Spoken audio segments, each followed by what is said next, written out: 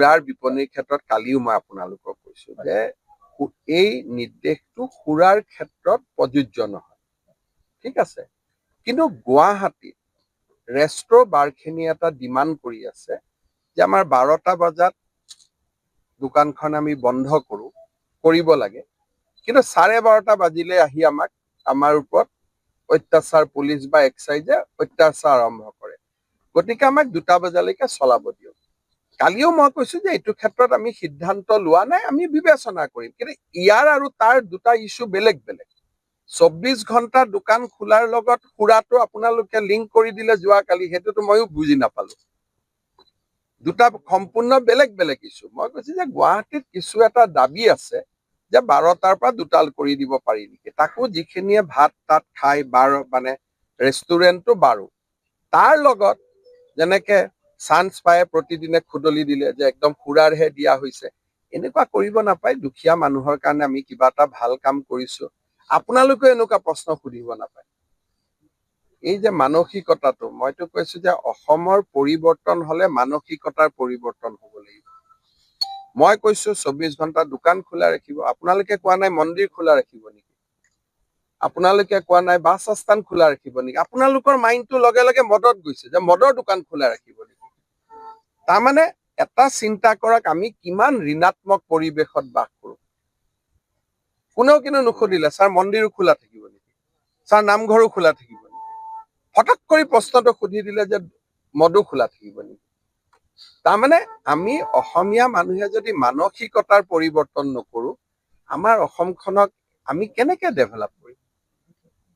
ইমান মই বুজাই দিলো যে সৰু সৰু দোকানী বিলাকক যাতে পুলিচৰ পৰা অত্যাচাৰ নাপায়, শ্ৰম পৰিদৰ্শকৰ পৰা অত্যাচাৰ নাপায়, বুজাই দিলো যে বিহুৰ দিনা ৰবিবাৰ পৰিলে কি হব, দুৰ্গা পূজাৰ দিনা ৰবিবাৰ পৰিলে কি হব।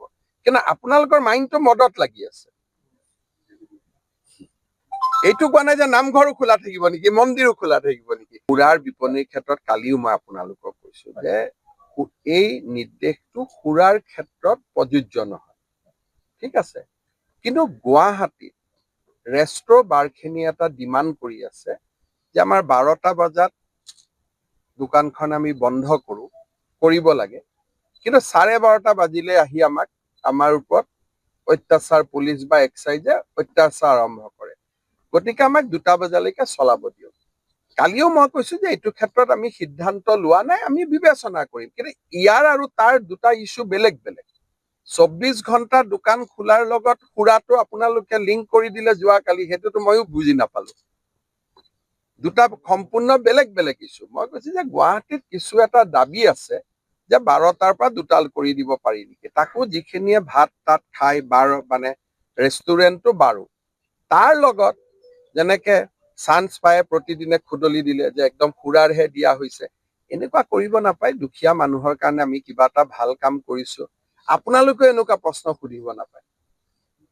এই যে মানসিকতাটো, মইতো কৈছো যে অসমৰ পৰিৱৰ্তন হলে মানসিকতাৰ পৰিৱৰ্তন হ'ব লাগিব।